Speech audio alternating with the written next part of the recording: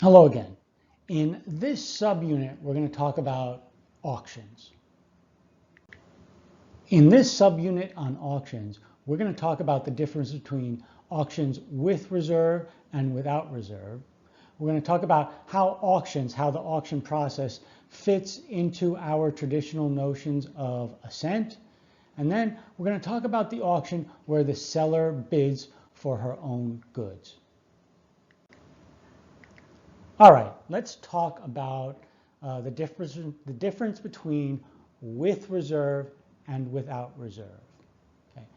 Okay. An auction where the seller puts up goods with reserve means that the seller can withdraw those goods at any time before the hammer falls, right? So effectively, any time before acceptance, the seller can withdraw her goods. Without reserve means that once the seller puts her goods up for sale, she cannot withdraw them, right? What's the default rule? Well, under the Uniform Commercial Code, the UCC, the default rule is with reserve. So if you don't say anything, if you don't say whether the contract is with reserve or without reserve, it is with reserve. That means the seller can withdraw her goods at any time before the sale is completed, before the hammer falls.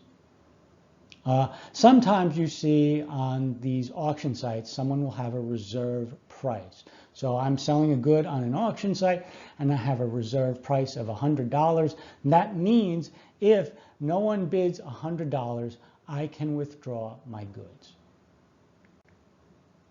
All right, let's continue our discussion of auctions. Let's talk about how auctions fit into our notions of assent, right? We talked about offer, acceptance, we talked about rejection, we talked about revocation. So let's go through the auction process, the basic auction process, and see if it's consistent with our notions of assent. So first, a seller puts up an item for auction. We have a potential buyer who makes a bid. We have a subsequent bidder. We have a bidder, maybe it's the subsequent bidder withdraws her bid, and then we have an auctioneer who brings down the hammer. Right? So first, let's look at the seller putting up an item for auction. What is this?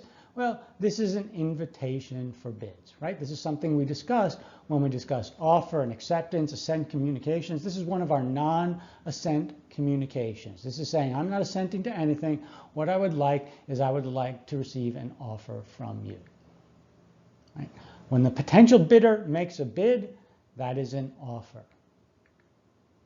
What happens when a subsequent bidder makes a bid? So when a subsequent bidder makes a bid, the auctioneer implicitly rejects the previous bid.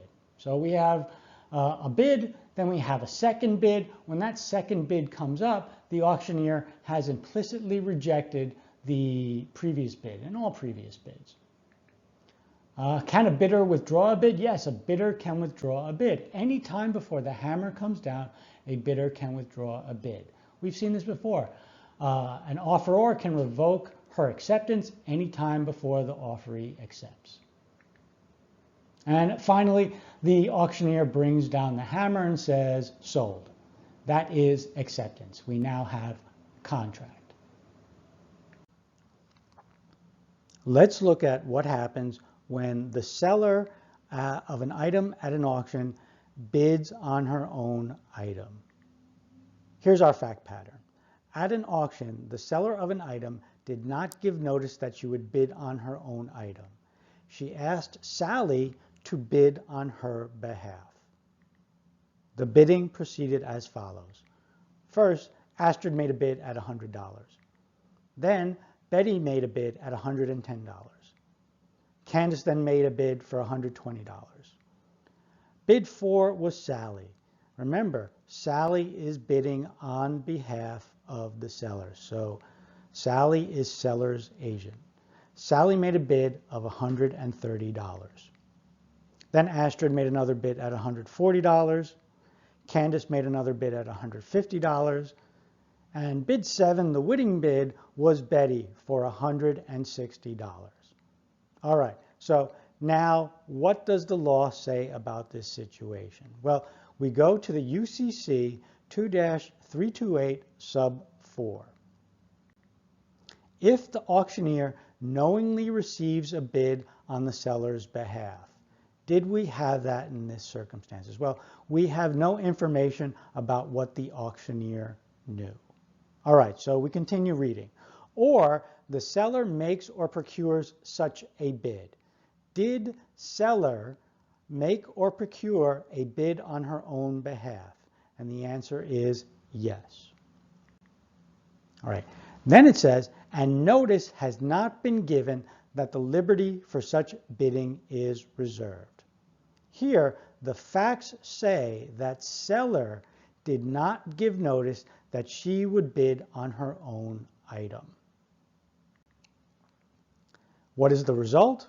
Well, the result is the buyer may at his option, in this case the buyer is Betty, so the buyer may at her option avoid the sale or take the goods at the price of the last good faith bid prior to the completion of the sale.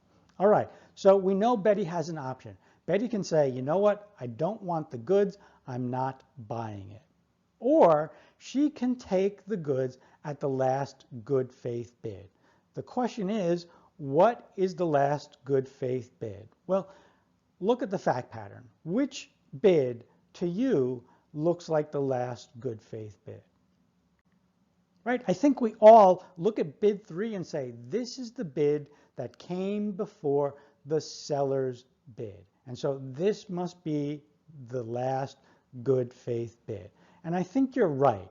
But let's do an analysis of this and see what we can learn. UCC 1-201 sub 20 defines good faith as honesty in fact. You should be familiar with this, right? This is subjective good faith. And the observance of reasonable commercial standards of fair dealing. All right, so good faith under the UCC has a subjective element, honesty, and an objective element. The party was acting reasonable. Well, now let's look at the fact pattern. What was the last good faith bid? Well, we said bid 3 was the last good faith bid, but let's look at bid 6. Bid 6 is Candace. Candace bid $150. Was she bidding not in good faith? Was Candace not honest? Was Candace not reasonable? I think Candace was both honest and reasonable. And so if we're looking at Candace's good faith bid, clearly bid 6 is a good faith bid. I think the answer is bid 3 is the last good faith bid. I think that's what the drafters of the UCC were getting at. But they drafted the provision inartfully. All right, so we took a little detour just so we can look at the definition of good faith.